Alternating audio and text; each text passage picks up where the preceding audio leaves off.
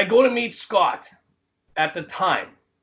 I have photos because he said bring the pictures that we took for Manny whenever you're back in the city, and so the restaurant is roped off. I asked the server. I said I see Scott's back to me at the time, and I said, can you just go give these to that guy there? It's Razor Ramon. It's an envelope with my business card.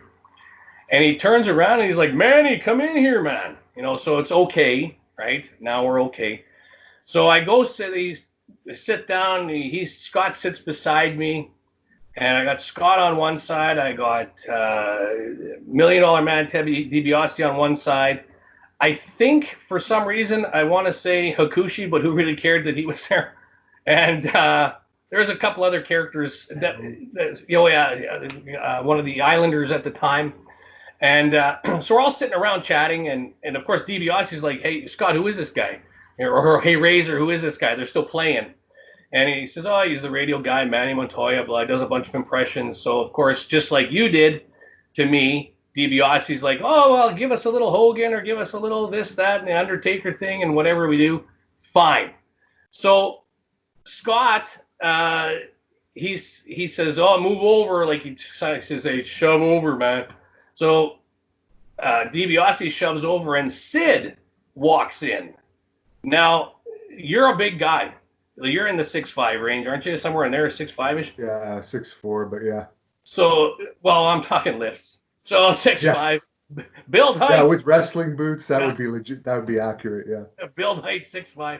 So Sid comes in. Now at 5'9", Sid the room disappears, right? And he's standing there, and he's got that, he's always got that look. And it's all quiet. And then he kind of sits down with his plate of food because, they're on their own and he's eating. And I'm chatting with everybody, kind of having a good time. And all of a sudden he slams his fist down, his hand on the table, and he's like, somebody better tell me who the fruitcake at the table is. And it's quiet. So, again, I'm trying to joke around. I'm like, I think I got this one, guys. Let me take Sid. I am Jimmy Mack. I extend my hand, of course, nothing, right? He says, I don't think I asked you. Somebody tell me who the fruitcake is. So I'm all quiet. So now Scott, he doesn't necessarily break. Like he's still kind of in that, he always has that Razor accent, but not, right? He's like, hey man, take it easy, man. It's my buddy from, blah, blah, blah. And Sid's like, I don't care. Someone better tell me why the fruitcake, who doesn't even know anybody here, is sitting at our table. And I'm like, and so now DiBiase says, give him an Undertaker or something. So I give him a little Undertaker, give him a little Hogan, give him a little Savage. Stone face. So as he says, so Scott, I'll never forget this. He goes, hey Sid, just go easy, man. He goes, go get some dessert, put it straight to your delts, come back, sit down, and be relaxed. I don't ask me why. I always remember everything went to Sid's delts. So Sid says, by the time I get back, you better be gone, fruitcake. So, oh, great. Now what? So Scott turns to me and he goes, why aren't you ripping him apart, Mr. Comedian? I'm like, are you going to back me up? He's like, no, you're on your own. I'm like, fuck, man, I ain't going to do nothing.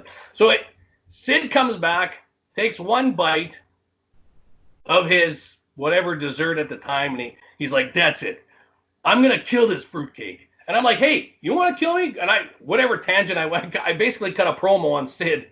And then he goes, relax, man. He goes, nice to meet you. I'm Sid. He goes, fuck, was that funny? The Undertaker thing was great and blah, blah, blah. Then all the guys start laughing, right? I'm like, you fucker. Like, he just totally roped me in, Like, to me, it's like being well, God forbid we use the term hazing nowadays. But as you know, in dressing room, things happen. And I think he accepted me, at the time. Like, it was just a quick rib.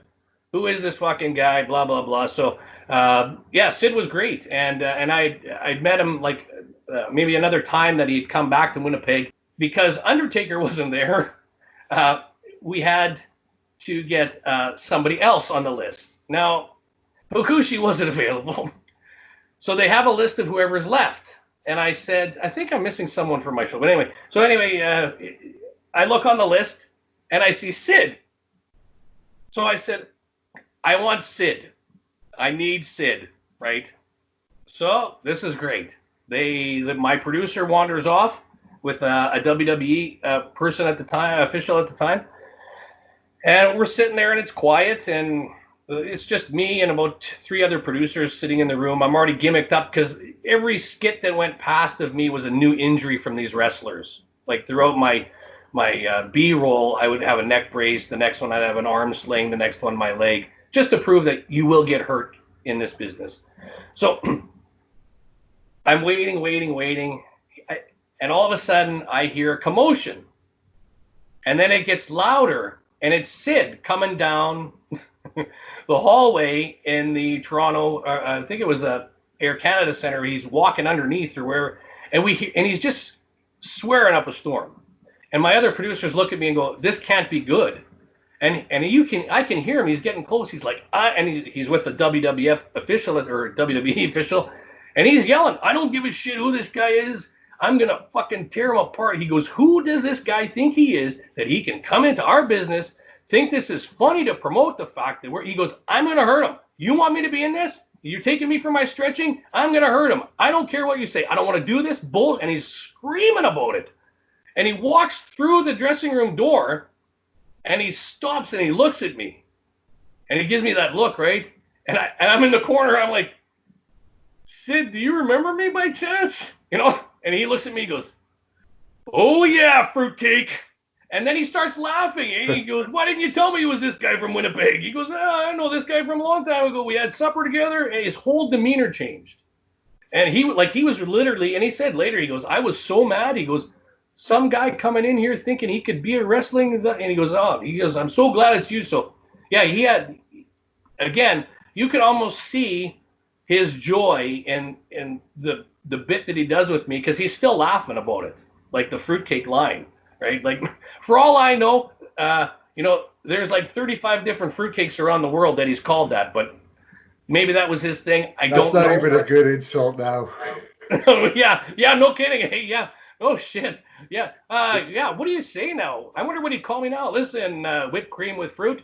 I don't know. Thank you for watching the Hannibal TV. Please like this video if you enjoyed it and click the subscribe button to not miss any of our latest shoot interviews, match videos, or news updates.